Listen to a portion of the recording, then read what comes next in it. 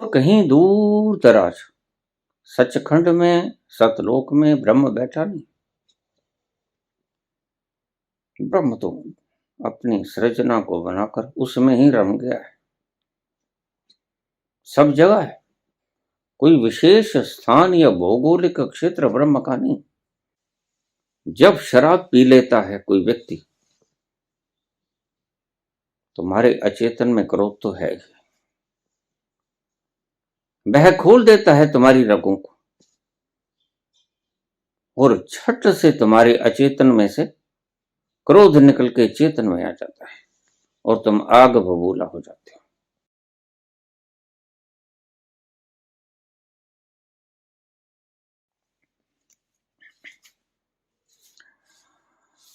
प्रणाम बाबा जी। भगवान आनंद मूर्ति पूछते हैं ग्वालियर से, समय की सीमाओं में आबद्ध मत रहो। समय से पार निकल जाओ।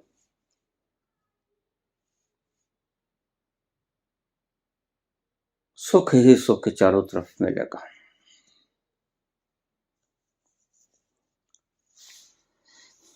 विज्ञान भैरव तंत्र का ये सूत्र अद्भुत है।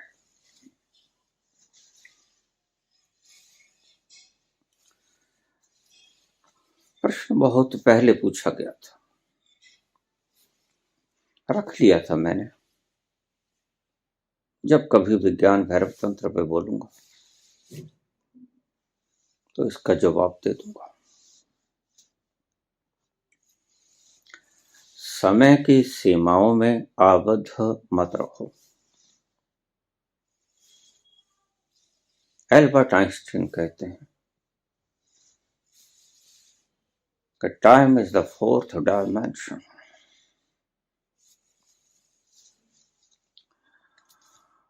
पदार्थ के जगत में यह सत्य है, वास्तव में यह सत्य नहीं। समय चौथा आयाम है।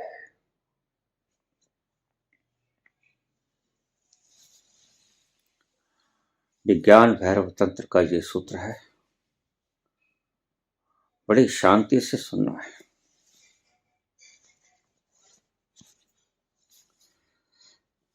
सारा जगत समय की सीमाओं में आबद्ध है और देखिए, जो भी समय की सीमाओं में आबद्ध रहेगा वह गुलाम रहेगा, और जो गुलाम रहेगा वो दुखी रहेगा।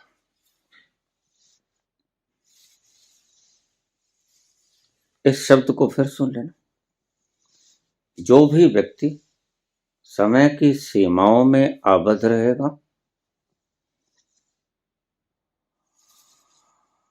वह गुलाम रहेगा,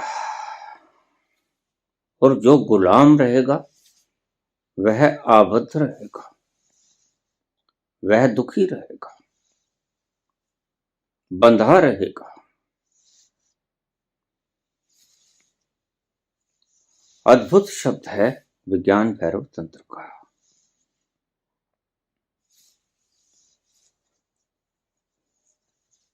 सारा जगत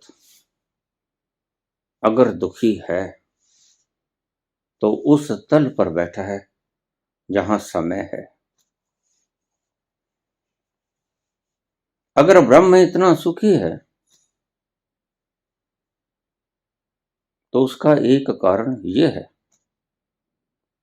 कि वह समय की सीमाओं में आबद्ध नहीं।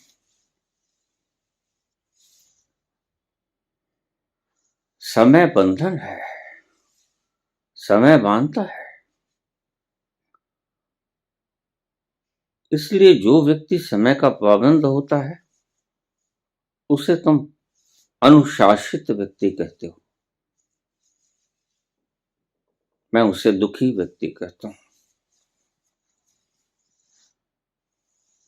जो व्यक्ति समय में आबद्ध हो गया वह दुखी हो गया। जिस व्यक्ति ने समय की सीमाओं को पार कर लिया वह सुखी हो गया। इसलिए हमारे शास्त्रों में लिखा है कि ब्रह्म का एक दिन रात एक कल्प के समान होता है। क्या अर्थ है इस बात का? शास्त्रों के शब्दों के बड़े गहरे अर्थ, लेकिन हम यहां आकर और कुछ करने में लग जाते हैं, इसलिए भटक जाते हैं, उस आनंद से चूक जाते हैं जो हमारी बपोती थी।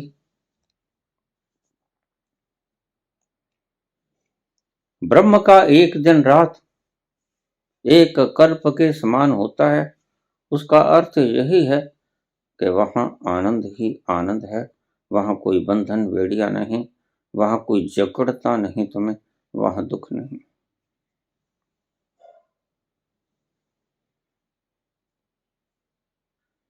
और कहीं दूर दराज सचखंड में सतलोक में ब्रह्म बैठा नहीं। ब्रह्म तो अपनी सृजना को बनाकर उसमें ही रम गया है, सब जगह है। कोई विशेष स्थान या भौगोलिक क्षेत्र ब्रह्म का नहीं।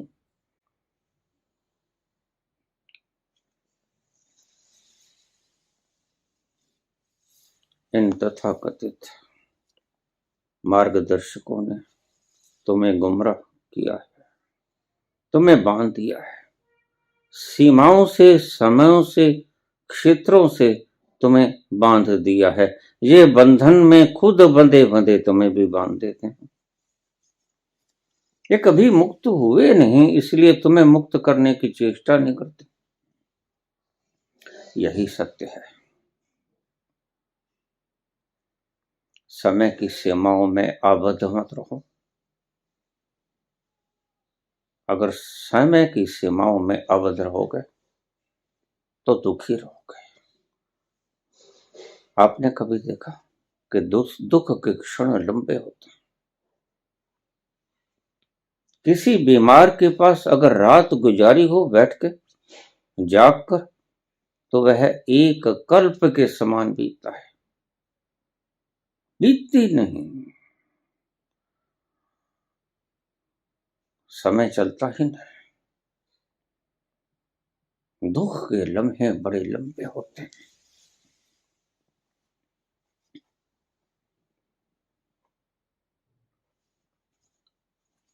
दुख के लम्हे बीतते नहीं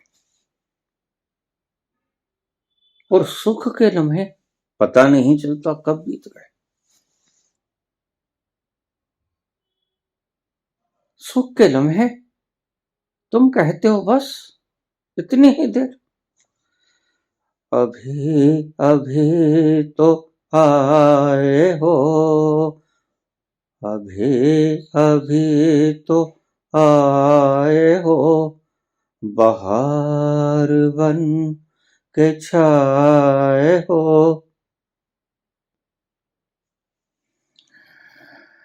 अभी अभी तो आई हो,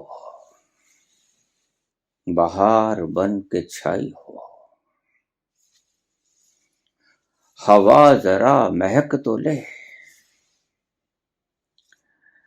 नजर जरा बहक तो ले, ये शाम ढल तो ले जरा, ये शाम ढल तो ले जरा, ये दिल संभल तो ले जरा। मैं थोड़ी देर जी तो लूं, मैं थोड़ी देर जी तो लूं, नशे के घूंट पी तो लूं। अभी तो कुछ कहा नहीं, अभी तो कुछ सुना नहीं, अभी न जाओ छोड़कर, ये दिल अभी भरा नहीं। प्यार के लम्हे कब गुजर गए पता नहीं चलता।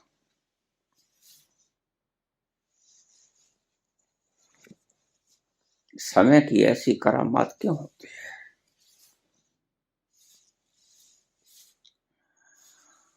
एल्बर्ट आइंस्टीन कहते हैं समय चौथा डायमेंशन है। ना, ये सत्य नहीं। भौतिकी के जगत में ये सत्य है, आध्यात्मिकता के जगत में ये सत्य नहीं। जैसे ही तुम प्यार के क्षणों में प्रवेश करते हो, आध्यात्मिकता के क्षणों में प्रवेश करते हो, और वहां समय की डेफिनेशन बदल जाती है, समय का डायमेंशन बदल जाता है। जो समय तुम्हें पल पल करके रात भर गुजारा था, और रात बीती न थी,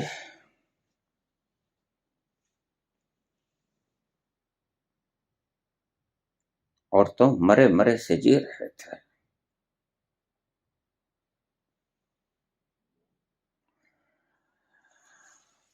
एक पल जैसे एक जोग बीता,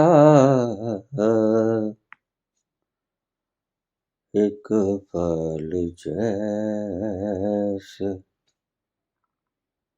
एक जुग बीता,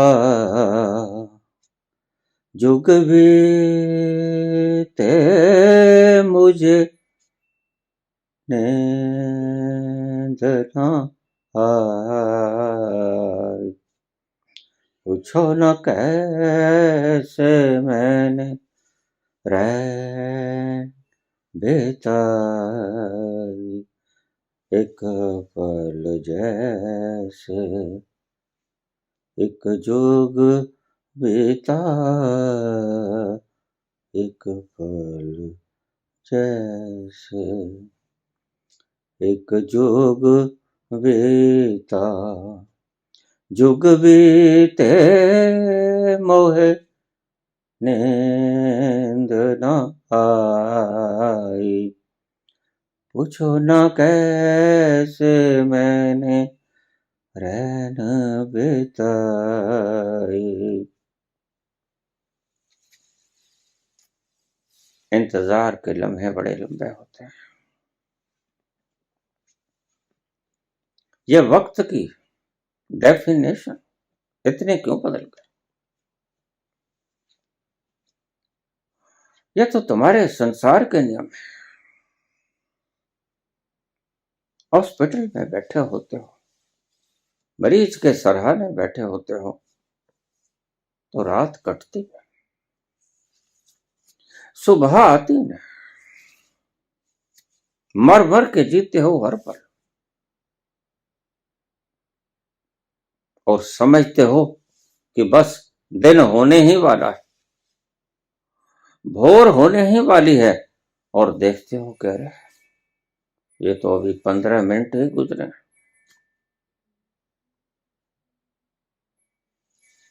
और प्रेमिका के पास बैठे होते हो। अभी तो कुछ कहा नहीं, अभी तो कुछ सुना नहीं, अभी न जाओ छोड़कर, ये दिल अभी भरा नहीं। ये क्यों बदल गई इतनी डेफिनेशन? डायमेंशन बदल गया। ध्यान रखना, अगर वक्त पास न हो तो तुम दुखी हो। अगर वक्त का पता ही न चले कब बीत गया, अभी अभी तो उठे थे, और अभी अरे शाम ढल गई। सारा संसार दुखी है, कोई सिनेमा में भटक रहा है, वक्त पास कर रहे हैं लोग, गेम खेल रहे हैं।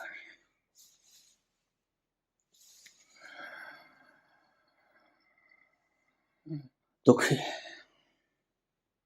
वक्त बीता नहीं, ताश खेल लेते हो, और संत का वक्त पता ही नहीं चलता कब बीत गया। अभी सूरज निकला था, अभी ढलने को हो गया। ये क्या हुआ? ये डायमेंशन बदल गया। समय की सीमाओं में आबद्ध मत रहो। विज्ञान भैरव तंत्र का ये सूत्र बड़ा अद्भुत है। जो व्यक्ति खोपड़ी के भीतर बैठा रहता है, गणितज्ञ व्यक्ति, दुखी होता है, और गणित से पार हुआ व्यक्ति जो हृदय की गहराई में उतर जाता है, उसका वक्त मजे से पास होता है, लेकिन फिर भी वक्त की समय सीमा में आबद्ध रहता है। खोपड़ी तो बुरी तरह से वक्त की सीमाओं में, जंजीरों में बंध चुकी है, और वो जंजीरें लोहे की, बड़ी मजबूत है, टूटेगी ना। इसलिए सारा जगत दुखी है। और मुझे तुम पूछते हो बाबा हम दुखी, तो मैं तुमसे कहता हूं उस डायमेंशन में छलांग लगा जाओ जहां समय नहीं होता। बाबा वो कहां होता है? बड़ी मुश्किल है, समझाना बड़ा मुश्किल है, क्योंकि समझेगा कौन? समझेगी वही तुम्हारी खोपड़ी जो समय की सीमाओं में आवत है।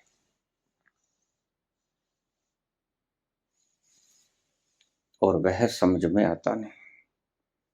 जो समय की सीमाओं से पार है वह समझ में आता नहीं, और तुम्हें ऐसा लगता है जैसे हम उसे एक दिन समझ लेंगे। बस इसी मूर्ता में तुमने कितने जन्म कमा दिए। वह कभी समझ आएगा नहीं, और तुम बाधित हो कि हम गागर में सागर समा के हटेंगे। इसलिए प्रेम के लम्हे इतने अनमोल हुआ करते हैं, प्रेम के लम्हे इतने प्यारे हुआ करते हैं, क्योंकि तुम उन बंधनों को छोड़कर अपने ही भीतर उतर गए। बंधन तो यहां भी हैं, वहां जंजीरें थी लोहे की और बड़ी सख्त थी, बंधन यहां भी हैं, लेकिन बंधन है धागे के। धागे, बड़े महीन धागे, दिखते भी नहीं, और उन बंधनों को तोड़ना आसान है। इसलिए पहले काम ये करना कि खोपड़ी की लोहे की जंजीरों को छोड़कर दूसरे तल पे उतर जाना, अपने ही भीतर हृदय के तल पर आ जाना। वहां प्रेम होगा, वहां तुम कह पाओगे अभी ना जाओ छोड़कर, कि दिल अभी भरा नहीं। बुद्धि के तल पर तो समय व्यतीत होता है।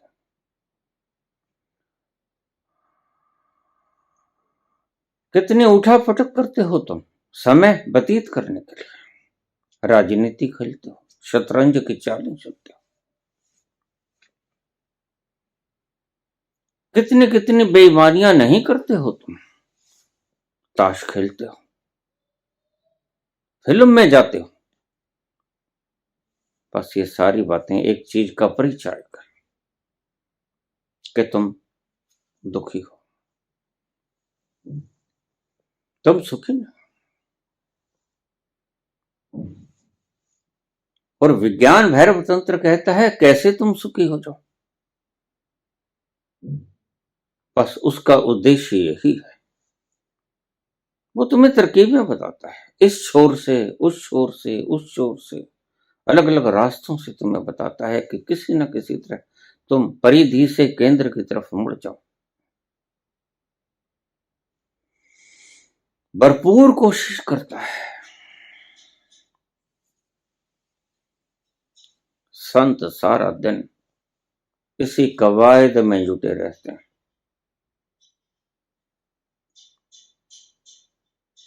खोपड़ी के तल पर दुख है, क्रोध है,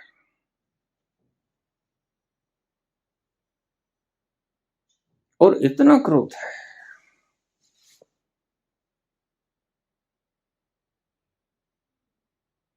तुमने देखा, हत्या करने से पहले लोग शराब पी लेते हैं, मादक द्रव्यों का सेवन कर लेते हैं,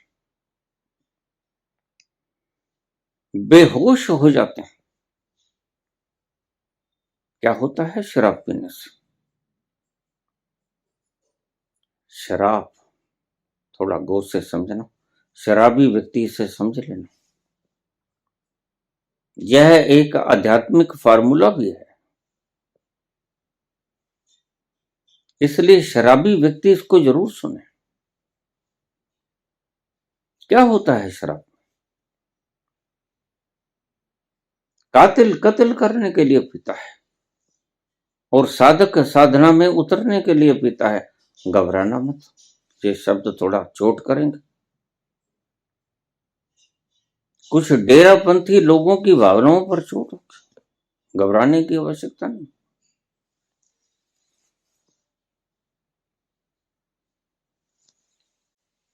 जब शराब पी लेता है कोई व्यक्ति, तुम्हारे अचेतन में क्रोध तो है ही, वह खोल देता है तुम्हारी रगों को और झट से तुम्हारे अचेतन में से क्रोध निकल के चेतन में आ जाता है और तुम आग बबूला हो जाते हो। वह जिससे तुम दुखी थे, जिसके कारण तुम क्रोधित थे, उसके उत्पात से तुम दुखी थे, उसके प्रति भीतर का गुस्सा चेतन में आ जाता है। बस यही करती है शराब, और कुछ नहीं करती। और तुम क्या करते हो? कातिल उस क्रोध के पीछे लग जाता है और उस बेहोशी के नशे में कातिल कत्ल कर देता है। जो सहज भाव में वो सोच भी नहीं सकता था, वो नशे के भाव में वो कर देता है। बड़ा पश्चाताप होता है। आप जेल की कोठड़ी के भीतर बैठे हुए लोगों को पूछना कि तुमने कत्ल क्यों किया। कोई नहीं कहेगा मैंने इसलिए किया, वो कहेंगे हो गया, पता नहीं चला, पता नहीं चला। मेरे जैसा शरीफ व्यक्ति कत्ल कर देगा? नहीं, हो गया, पता नहीं क्यों हो गया। बस ये पता नहीं, वाकई ही उसे पता नहीं, क्योंकि यह तुम्हारे अचेतन में गुस्सा भरा था और वो गुस्सा तुमने भीतर ही भीतर दबा लिया था।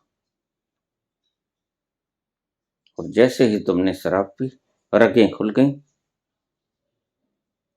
तो भीतर जो पड़ा है वो ही चेतन में आएगा। गुस्सा आ गया, चेतन में आ गया, तुमने खंजर उठाया, पिस्टल उठाई और जाके उसे मारा, लेकिन तुम्हें पता नहीं इसके पीछे का विज्ञान कि क्यों मारा तुमने उसे। ये कारण है, तुम्हारी रगें खुल गई थी। फिर भीतर जो होगा वो ही चेतन में आएगा। तुमने ऐसे व्यक्ति भी देखे होंगे जो शराब पीने के बाद उनका लहजा बड़ा मृदु हो जाता है, और तुम ये फर्क नहीं कर सकते कि शराब आखिर करती क्या है। कुछ नहीं करती, शराब सिर्फ रगों को खोल देती है। जो रगें तुम्हारे चेतन से अचेतन तक जाती हैं, बस वो खोल देते हैं। तो फिर जो भी भीतर होगा वह चेतन में आ जाएगा, तुम्हारी खोपड़ी में आ जाएगा। तो बहुत से लोग आप ऐसे भी पाओगे तो शराब पीकर इतने मृदु हो जाते हैं जितने कभी जागृत अवस्था में होते ही नहीं। और कातिल क्रोधी व्यक्ति शराब पीकर अत्यंत क्रोध में हो जाएगा, उसका बीपी 7वें आसमान पे चला जाएगा। और उस 7वें आसमान पर जब बीपी आएगा, क्रोधित अवस्था में वह वो कर देगा जो सहज अवस्था में कर नहीं सकता था, वह काट पीट देगा। इसलिए गुनाह करने वाला व्यक्ति पहले शराब पीता है, मादक द्रव्यों का सेवन करता है जो उसके ब्लड प्रेशर को बढ़ा देते हैं। ब्लड प्रेशर जिसका ज्यादा होता है वह क्रोधी होता है। मैं कभी कभी यहां डॉक्टर होते थे टीएन घई, उनके पास दोपहर के लिए मलाई देने जाता था। मलाई बड़े चाव से खाते थे। और हमारे पिताजी की दुकान दूध की मिठाई की होती थी। तो कहते पंडित जी मेरे लिए मलाई जरूर भेजना, बीच में चीनी डाल देना, बूरा शक्कर, और मैं उसको कोली भर के दे के आता रोज। बड़े शौक से खाता हूं। मुझे एक दिन कहने लगा, ठहरो भैया, रुको। मैंने कहा क्या बात है? कहते मैंने तुम्हारा बीपी चेक करना है, तुम्हारे चेहरे की ये शांति आकर है क्यों?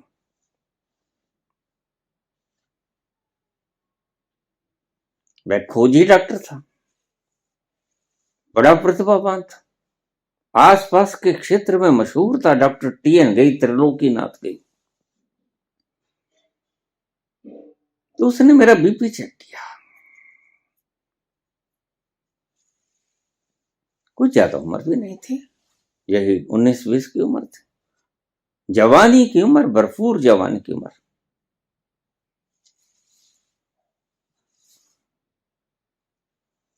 मेरे बीपी को देखकर वो कहने लगा समझा गया। मैंने कहा क्या समझा गया? कहता लॉन्ग लाइफ।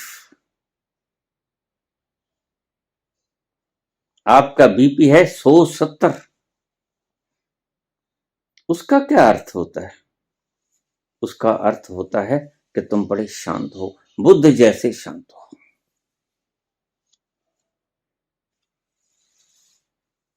मैंने कहा डॉक्टर साहब मैं बताऊं मैं क्यों शांत हूं? बताओ। क्योंकि मुझे क्रोध आता है, इसलिए मेरा बीपी अप होता ही। कोई गाली निकाल गया, ठीक। कोई आशीर्वाद दे गया, ठीक। कोई प्रार्थना कर गया, ठीक। किसी ने आरती उतार दी, ठीक।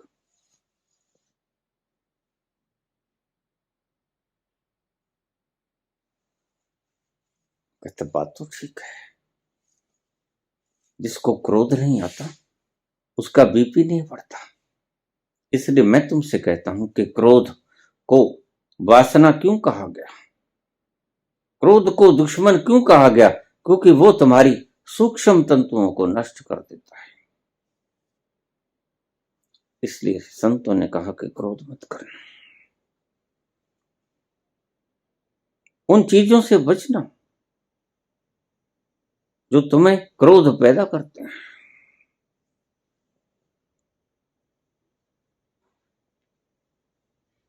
जब जल जाएंगे तंतु तो उत्पात मचेगा भीतर। और जब व्यक्ति एक गलती कर देता है तो उस गलती के बाद दूसरी गलती करता है, वो बड़ी होती है। और दूसरी बड़ी गलती के बाद तीसरी बड़ी गलती करता है, और बड़ी गलतियां ही करता रहता है, और एक दिन हिटलर बन जाता है। उसकी प्रज्ञा लुप्त हो जाती है। उसकी प्रज्ञा में ये बात आती ही नहीं कि मैं ये क्या कर रहा हूं, मैं जिन्हें मार रहा हूं उनकी जगह मैं भी हो सकता था, कोई और भी मेरे साथ ऐसा व्यवहार कर सकता था, फिर मेरे मन पर क्या गुजरती।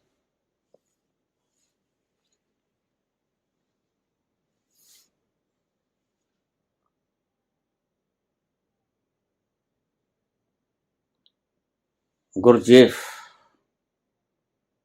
एक प्रयोग करवाया करता था सेल्फ रिमेम्बरिंग का। जो भी कोई साधक उसके पास जाता कि प्रभु मैंने उस शांति को प्राप्त करना है, अखंड धारा शांति की जो कभी लुप्त नहीं होती। अच्छा, ये लो, ये शराब की बोतल है और उस कमरे में चले जाओ और इसको पियो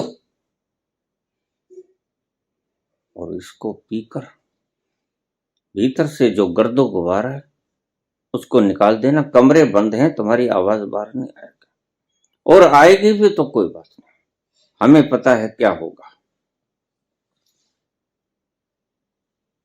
जरा भी फिक्र मत करना। जो तुमने दबाया अब तक वह सारा निकाल देना, कैथारसिस कर देना और खूब पीना, और 15 दिन वो यही काम करता है। फिर शराब खत्म हो जाती, फिर और बोतल दे देता। भूख लगी खाना खा लो, कोई चाय दूध पीना है वो पी लो, और ये लो शराब की बोतल, वहां चले जाओ। और 15 दिन के बाद वो व्यक्ति जब बाहर आता, उसके चेहरे पे असीम शांति होती। क्या हुआ? वह गर्दो गुबार जो तुम्हारे अचेतन में बैठा था छिपा, और जिसकी रिफ्लेक्शन तुम्हारे चेहरे पे पड़ रही थी, ये माथे पर सिलवटें वैसे ही नहीं पड़ जाती, ध्यान रख लेना। ये तुम्हारे अचेतन को दर्शाती हैं। ये तुम्हारे जिसके माथे पर ज्यादा सिलवटें होंगी, समझ लेना कि उसका अचेतन भरा हुआ है दुख से, क्रोध से, करुणा से नहीं, करुणा से जिसका हृदय भरा होगा, अचेतन भरा होगा, वह तो बुद्ध जैसा शांत होगा। उसकी वाणी में तो कोमलता होगी, उसकी वाणी से तो करुणा छपकेगी, महावीर जैसी उसकी मुद्रा होगी। वह अचल और अटल भाव से अपने ही भीतर विद्यमान रहेगा। वह बंदर की तरह उछल कूद नहीं मचाएगा, वह इधर से उधर भागने की चेष्टा नहीं करेगा।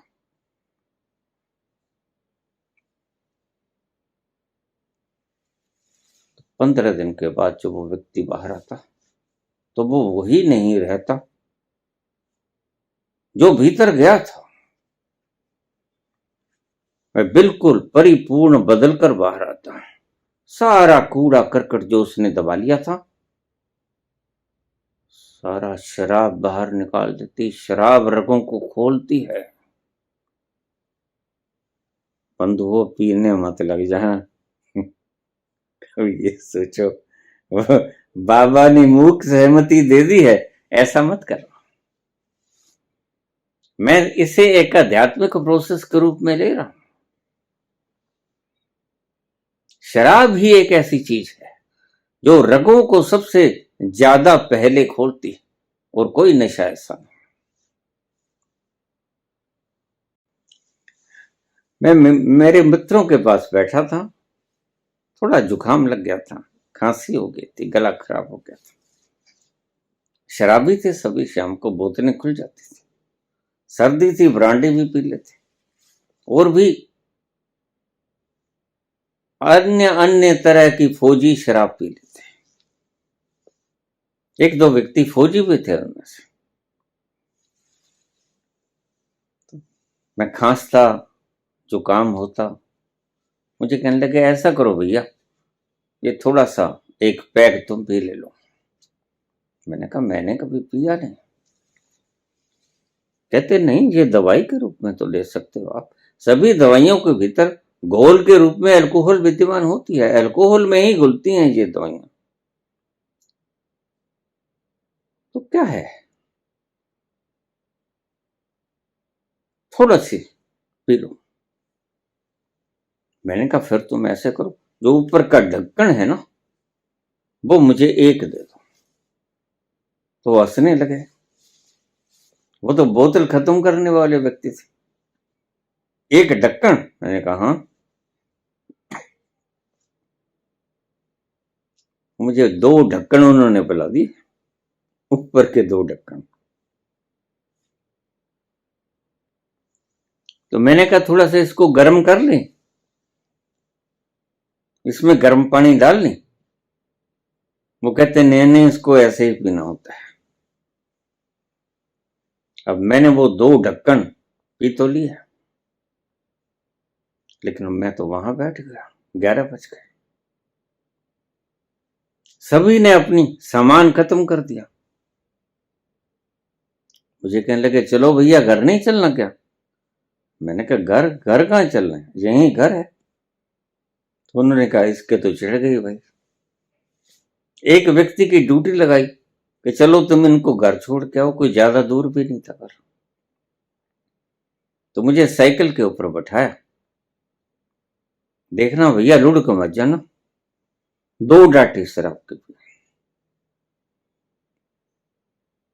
अब मैं तीसरी मंजिल पर रहता, वहां स्टेयर्स थी, पौड़ियां चढ़ के जाना पड़ता, सीढ़ियां खुली होती क्योंकि मैं ही उसको बंद करता भीतर से दरवाजों को। तो जब मैं पौड़ियां चढ़ने लगा तो मैं उससे कहा भैया, कहते चढ़ो पौड़ियां चढ़ो भैया। मैंने कहा ये पौड़ियां ऊपर क्यों जा रही हैं?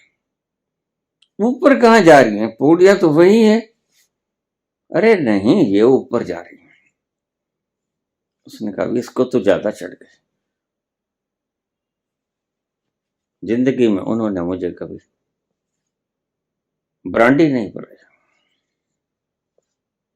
कहते भाई तुम अपनी दवाई ही ले लो, फिर पौड़ियां ऊपर जाएंगी नीचे आएंगी, ये मुश्किल खड़ी हो।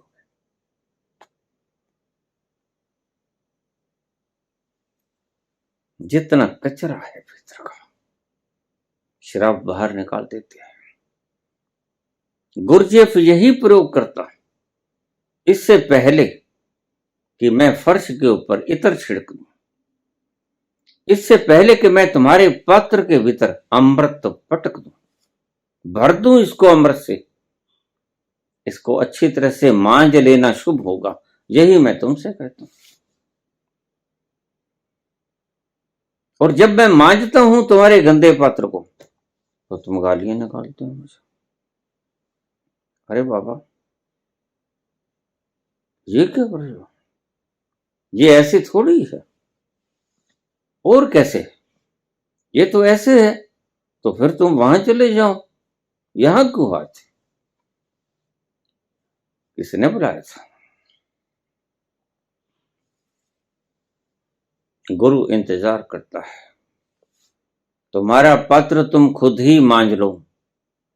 नहीं मांझोगे तो कम से कम हमें मांझ लेने दो।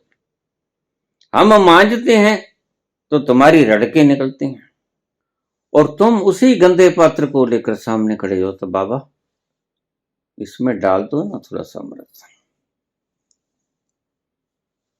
बस मैं चुप कर जाता हूं, क्योंकि मुझे पता है कि ये गटर है, इसके भीतर गंदगी जमी हुई है तुम्हारे पात्र, ये अमृत भी गंदा हो जाएगा। इसलिए मैं तुमसे पहले इंतजार करता हूं कि पहले तुम अपने पात्र को मांझ लेने दो। तुम नहीं मांझ सकते तो तुम कम से कम चिल्लाओ मत। ये तुम्हारे कमेंट चिल्लाना होते हैं, और मैं अच्छी तरह से जानता हूं। तुम चिल्लाते हो, अरे बाबा ओशो ने तो ये कहा था, बुद्ध ने तो ये कहा था। और मैं तुम्हारे फेविकोल लगे हुए बुद्ध के साथ जो चिपकाहट है, जो ओशो के साथ उसको जोर से खींचता हूं और तुम्हें दर्द होता है, जैसे तुम्हारी खाल उधाड़ दी गई हो। और ये जरूरी भी है, मैं करूं क्या, मेरी मजबूरी। तुम इतने जोर से चिपक गए हो, ऐसा ही कल को मेरे साथ भी होगा, क्योंकि तुम्हारी भीतर की वृत्ति यही है, चिपके जाना, जो अच्छा लगे चिपके जाना। इसलिए अक्सर प्रेमी आपस में बंध जाते हैं। प्रेम मुक्ति देता है, लेकिन प्रेमी अक्सर बंध जाते हैं, वो एक दूसरे को बांध लेना चाहते हैं। यहां तक तो ठीक है, एक छत के नीचे जीवन बीत जाए, बड़ा शुभ है। लेकिन फेविकोल लगा के चिपक जाना, वो बड़ा मुश्किल होता है। फिर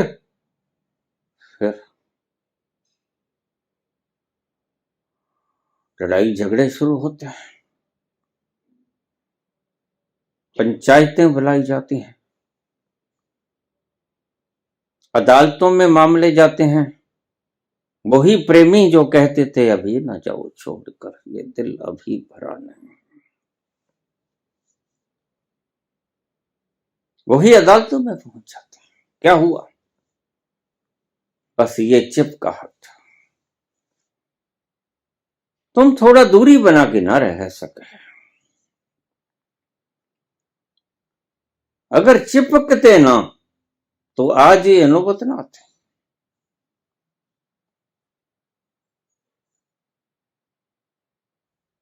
तुम चिपक जाते हो और चिपक भी बुरी तरह से जाते हो। बस यही तुम्हारे दुख का कारण बन जाती है, यही तुम्हें पंचायतें बुलाने पे विवश करती है, यही तुम्हें अदालतों तक पहुंचने में विवश करती है। तुम्हारे घर बच्चा होता है, शुभ है, लेकिन तुम भूल जाते हो कि इसमें मेरा कुछ नहीं। क्या है तुम्हारा, बताओ। मैंने अपनी पिछली वीडियोस में बताया है कि तुम ही नहीं हो, तुम्हारा बच्चा तुम्हारा कैसे हो सकता है। उस वीडियो को जरूर सुनो, तुम्हें पता चलेगा कि तुम ही नहीं हो। तुम कहां से आए तुम्हें सारा पता चलेगा। तो तुम्हारा बच्चा कैसे हो गया? हाँ, तुम्हारे द्वार से जरूर आया, तुम्हारे द्वारा जरूर आया। वो द्वार था जिसके द्वारा तुम आए, ये अवश्य है। लेकिन तुम्हारा इसमें है कुछ नहीं। तुम्हारा है तो सिर्फ मैं भाव है। बस ये मेरे वीर्य से आया है, ये मेरी राज्य से आया है। तो जबकि ना तुम वीर्य के निर्माता हो, ना तुम राज्य के निर्माता हो। ये दोनों ही बनाना तुम्हारे वश में नहीं। बनाती प्रकृति है, समान प्रकृति का सारा। यहीं से लेकर तुम बड़े हुए, यहीं से लेकर बच्चे से जवान हुए, जवान से प्रौढ़ हुए, और तुम इसमें मैं भाव ले आते हो कि मेरा। बस यही मार खा जाते हो, और यही तुम्हारे दुख का कारण है।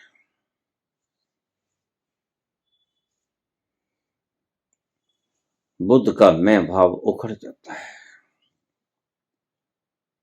और जिसका मैं भाव उखड़ जाता है उसके लक्षण होते हैं।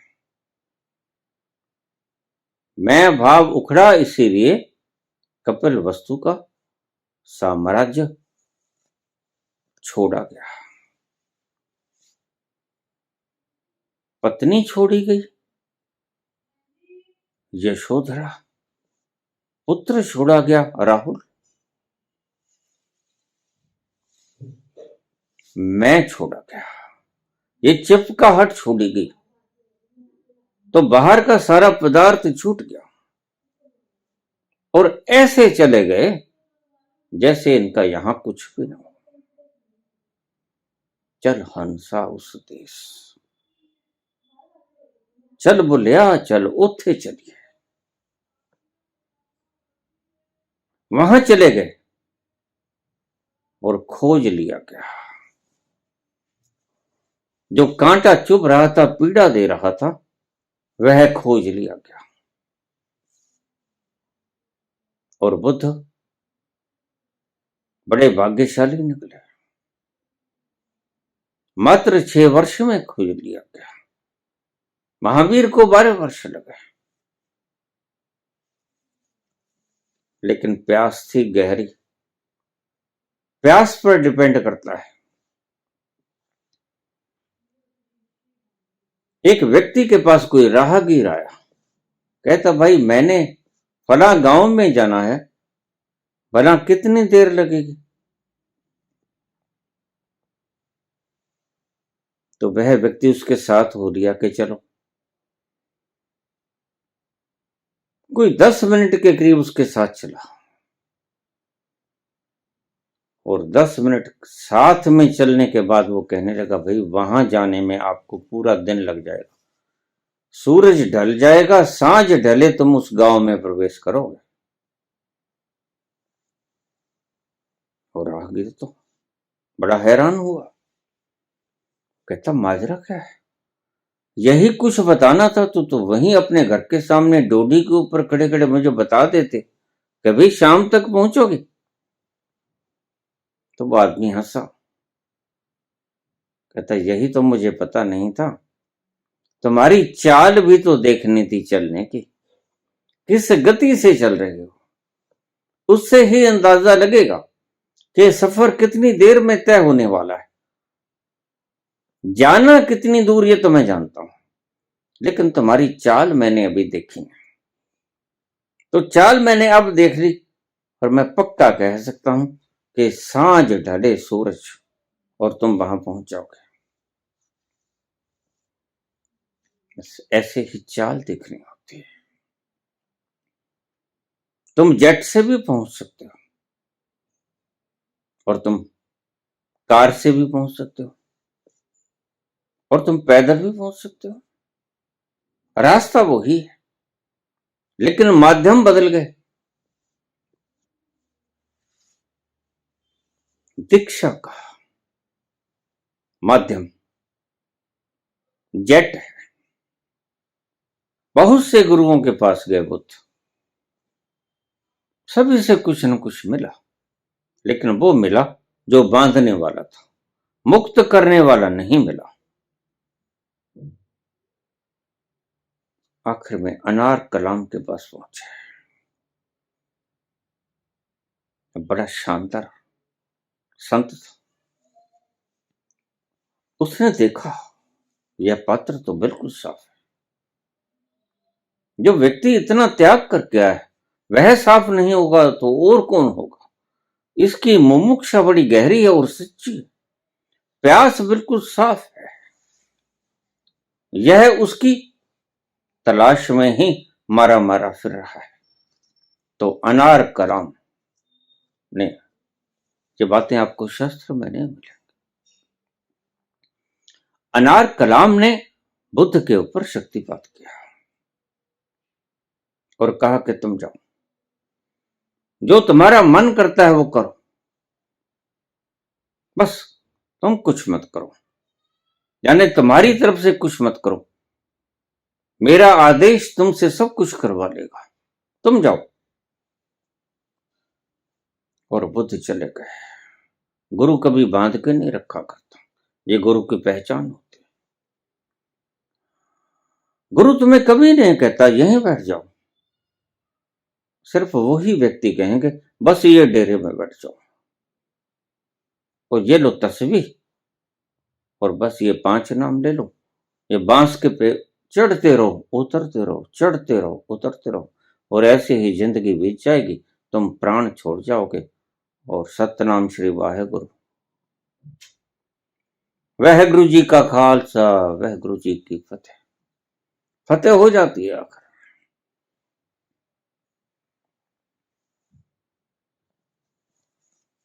ये लोग बांस गांठ देते हैं, बस जपते रहो, नाम चाहे कुछ भी दे दें, क्या फर्क पड़ता है।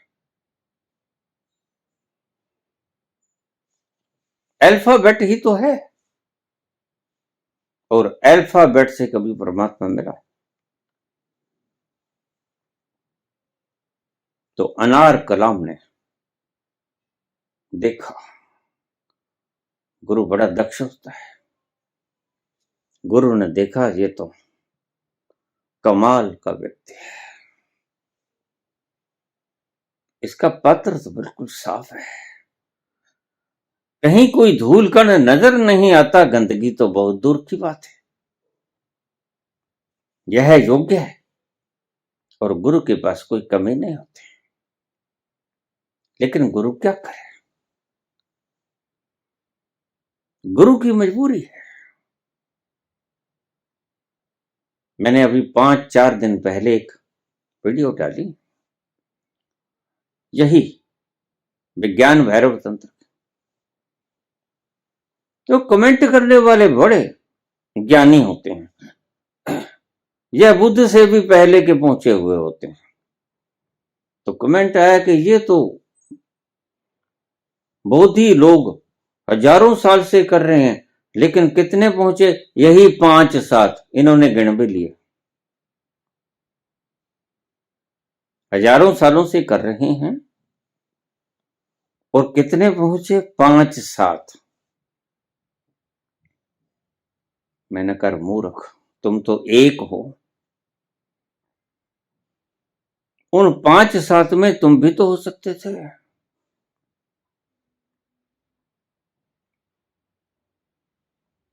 ये पहुंचे हुए लोग ऐसे कमेंट करते हैं और इनका हृदय उस कांटे से त्रस्त सुख की तलाश में ढूंढता भी है सुख को। और ज्ञानी भी बड़े हैं, इनकी खोपड़ी बड़ी विद्वान, ये कमेंट भी जरूर करते हैं और इसलिए कहीं पहुंच नहीं पाते। ऐसी व्यवस्था से जो व्यक्ति चलेगा वह कभी नहीं पहुंच पाएगा, तो बस इसी व्यवस्था से पहुंच पाएगा। अगर कोई पहुंचेगा तो कि गुरु गूंगे गुरु बाबरे, गुरु तो पागल भी दिखे, और अक्सर गुरु पागल ही दिखाई पड़ते हैं, क्योंकि गुरु की मदहोशी, उसमें पागलपन मिक्स होता है। वह कुछ ऐसे काम भी करेगा जो तुम्हें लगेंगे ये संत नहीं है, क्योंकि तुम परम चरित्रवान हो, और जो चरित्र को साधना सिखाता है,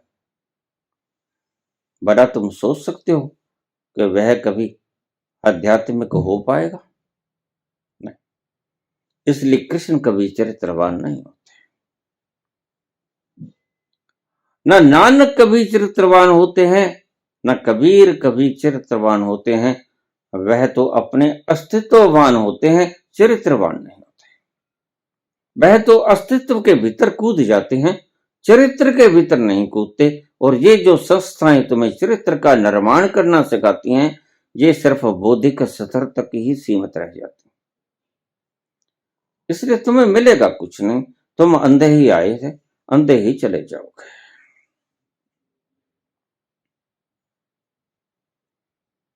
तुम उस लुत्फ को कभी न उठा पाओगे जो तुम्हारी बपोती थी, जो तुम्हारी धरोहर थी, वो तो तुम्हारे लिए थी, लेकिन तुम फिर चूक गए। इस जन्म में तुम फिर चूक गए, तुम अन्य चीजों में उलझे रहे, तुम पांव को पुजाने में उलझे रहे, तुम धन को इकट्ठा करने में उलझे रहे,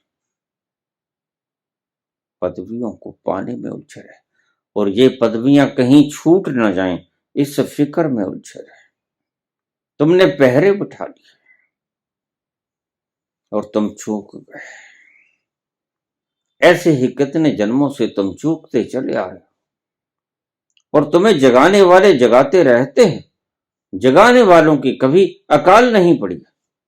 कोई ना कोई दीपक 10, 20, 100, 50 कोस के ऊपर जगता हुआ दिख जाएगा। उनकी कमी नहीं है, लेकिन कमी तो यह है कि तुम सुन कहां पाते हो। बस तुम्हारा सुनना जरूरी है। सुनिए दुख पाप का नाश। जिस दिन तुमने सही सम्यक श्रवण कर लिया, जो महावीर कहते हैं कि श्रावक बनो, जिस दिन तुमने श्रावक सही भीतर पैदा कर लिया, श्रवण शक्ति भीतर पैदा कर ली, सुनने की कला भीतर पैदा कर ली, उस दिन तुम पहुंच ही जाओगे, तुम्हें कोई रोक ना सकेगा। और फिर गुरुजी अब जब देखते हैं कि इसका भीतर का अचेतन सारा खाली हो गया, बस ये निर्मल हो गया, उसे ही निर्मल कहते हैं। तुम दोहा तो पढ़ लेते हो तुलसी का और चरित्रवान हो, और तुमको तुम्हारे डेरे वालों ने समझाया है कि शराब मत पीना, क्योंकि वो तुम्हारे अंतस को खोलेगी और बाहर जो निकलेगा वो क्रोध निकलेगा। जो भीतर तुम्हारे, देखो अगर तुम स्वस्थ शरीर के ऊपर कोई ब्लेड लगा देते हो तो क्या निकलेगा? खून निकलेगा, शुद्ध खून निकलेगा, वही खून जो किसी को जीवन दे सकता था।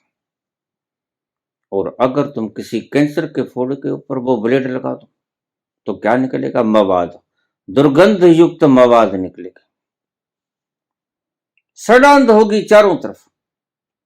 तुम नाक के ऊपर रुमाल लगा लोगे, सड़ांध को तुम सह न पाओगे।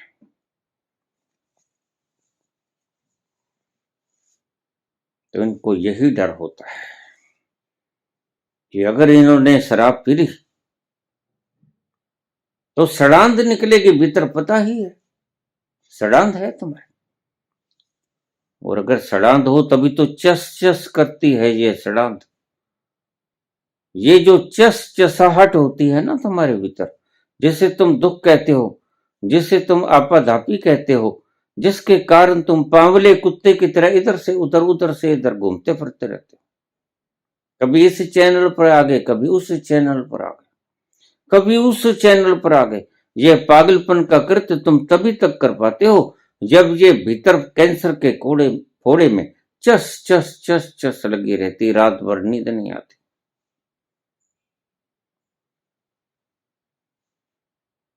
ये सारा कारनामा उस मवाद का है जो तुम्हारे भीतर भरी पड़ी है। और बड़े मजे की बात है कि तुम्हारे धर्मगुरु इसमें सहायक होते हैं। दब के टक्कर ला दो ते मुश्क ना निकले वार। बाकी बात आप समझा।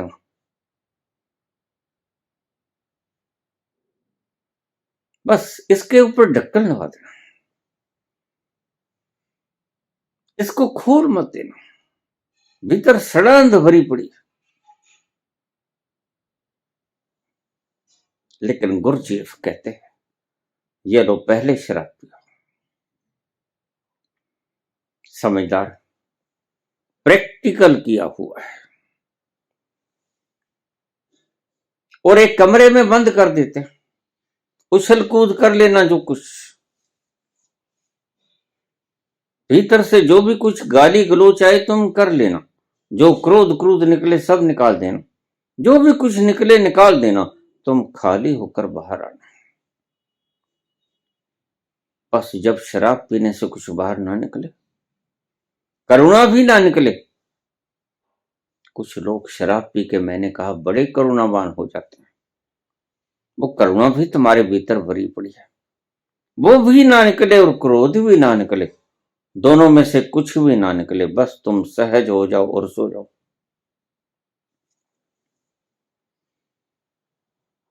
तब गुरुजी जान लेते कि अब ये पवित्र हुआ। फिर वो शक्तिपात करते और शक्तिपात करके कहते कि जाओ अपने घर चले जाओ, अब तुम जाओ, अब मेरा काम खत्म हुआ। बस उसने छोड़ दिया तुम्हारी रगों के भीतर इंजेक्शन, जो अपने आप काम करता रहेगा।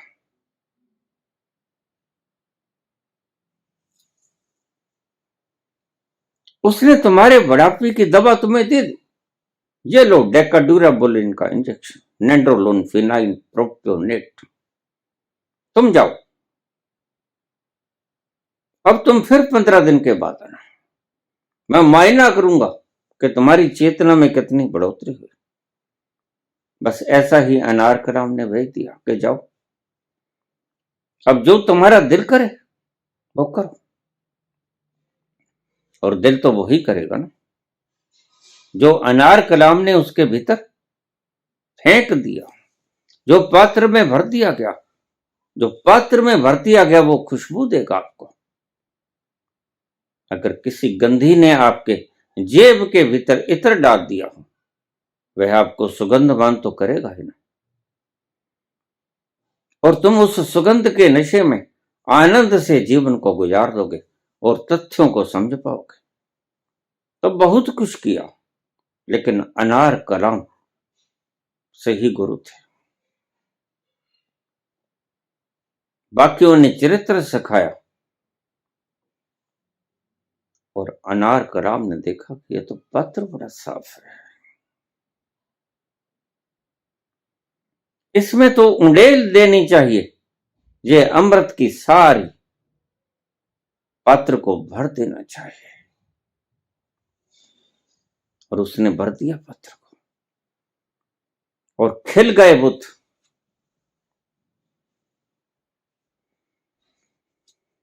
बस गुरु से अपेक्षा मत करना। तुम्हारा पत्र साफ है या गंदला है, यह गुरु बड़ी भांति जानता है। तुम्हारे गुरुओं ने तुम्हारे भीतर एक लोभ भर दिया है कि गुरु जब चाहेगा तुम्हारे भीतर पत्र भर देगा। अमृत गुरु के पास है, दोनों बातें बिल्कुल। अमृत गुरु के पास, और तुम्हारे पत्र में जब वो चाहेगा फेंक देगा, लेकिन फेंकेगा तब जब तुम्हारा पत्र बिल्कुल साफ होगा।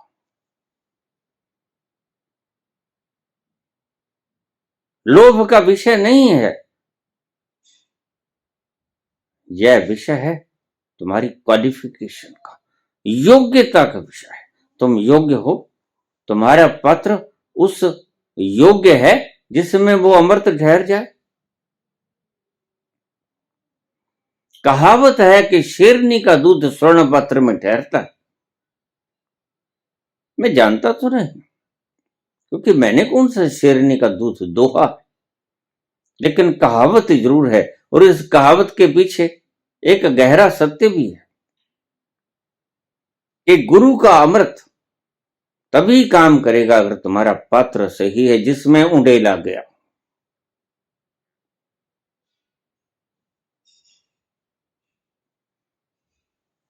और गुरु बस यही काम करता है, तुम्हें खोपड़ी के तल से नीचे ले जाता है, हृदय के तल पे ले जाता है,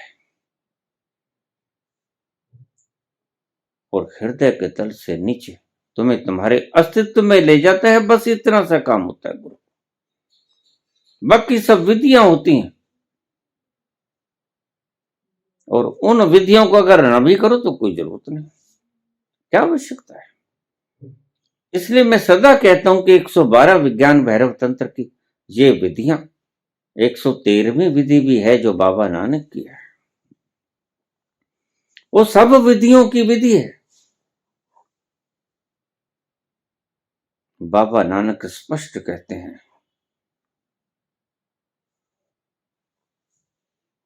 जोर न जुगती छूटे संसार। तुम जो युक्तियां करते हो संसार से मुक्त होने में, उनमें कोई जोर नहीं है। जोर न जुगती छूटे संसार। तुम जो विज्ञान भैरव तंत्र की 112 विधियों का अभ्यास करते हो, असल में तो वो चिपकाहट को छुड़वाने के फार्मूले सभी, उनमें जोर कुछ नहीं है। जोर किसमें? तुम गुरु को उखाड़ लेने दो उन सब चिपकाहटों को, जिन चिपकाहटों से तुम चिपके पड़े हो। और एक दिन मैं भी इतिहास बन जाऊंगा। लोग मेरे शब्दों से भी चिपक जाएंगे, फिर किसी दूसरे गुरु को आकर वो चिपकाहटों को उधेड़ना पड़ेगा। इसलिए सच्चा श्रावक कौन, सच्चा शिष्य कौन, सच्चा सिख कौन, सच्चा शिष्य कौन? यह गुरु की बात तो सुने लेकिन चिपके नहीं। सुनिए दुख पाप का नाश। कहां कहा गुरु ने?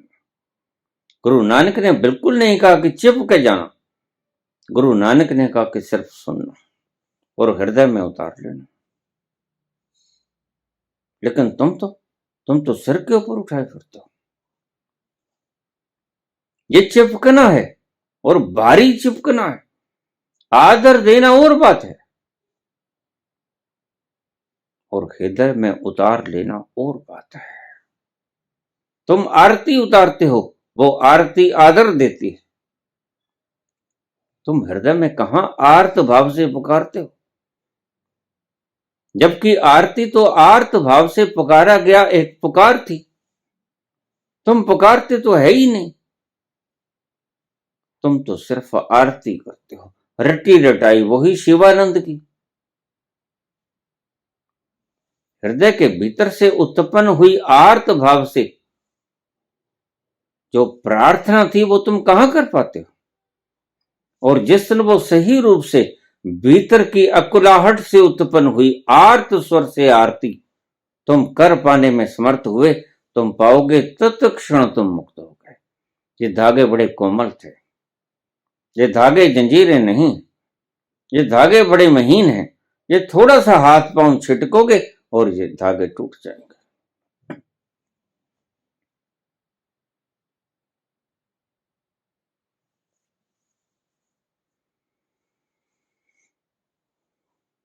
समय की सीमाओं से बाहर होना है तो ये 3 तल आपको मैंने बता दी, रोज बताता हूं। कहीं से चलूं, शुरू से ही मैंने कहा, मैंने पहली वीडियो बोली मत ढूंढो भगवान को। और मैंने कहा दयानंद से कि देखो बात यह है, आगे कहने को है तो कुछ नहीं, लेकिन तुम कहोगे कि मैं नहीं समझ पाया तो मुझे बोलना पड़ेगा, लेकिन वो बोलना व्यर्थ होगा। मेरा आखिरी वीडियो भी यही होगा कि मत ढूंढो भगवान को। पहला भी यही है। तुमने शायद अगर वो ना सुना हो, वो वीडियो जरूर सुनो। पहला वीडियो कोरोना काल का वीडियो फिर से सुनना, वह सार। पहले वीडियो में मैंने कहा कि देखो बात यह है, इससे तुम समझ जाओ तो ज्यादा बढ़िया है, क्योंकि यही सार है। फिर मैं बातों को घुमाना शुरू कर दूंगा और कोई मतलब भी नहीं है बोलने का। जब तुम ऐसे नहीं समझे तो तुम वैसे समझोगे, और जो ऐसे नहीं समझा वो वैसे का खाक समझेगा। सीधा सीधा समझ में आ जाए तो बहुत बढ़िया है, शुभ है। समय की सीमाओं में बंधे मत रहो, आबद्ध मत रहो। और समय की सीमाएं होती कहां है? समय की सीमाएं बुद्धि में होती। जी, इशारा एक तरफ है। सभी 112 सूत्रों में इशारा एक तरफ है कि खोपड़ी के तर्ज से नीचे आ जाओ। वही 113वां बाबा नानक का, जो तुद पावे साईं परिकार। बस तैरना बंद कर दो, बहना शुरू कर दो उस परमात्मा के दरिया में, वो जिधर ले जाए। ठीक, मारे मर जाओ, जलाए जी जाओ, वैसे भी तो तुम्हारे हाथ में क्या है, मरना ही पड़ता है ना। तुम तो सदा से जीना चाहते हो, तुम तो ऐसे पागल हो कि लाख साल जीना चाहते हो।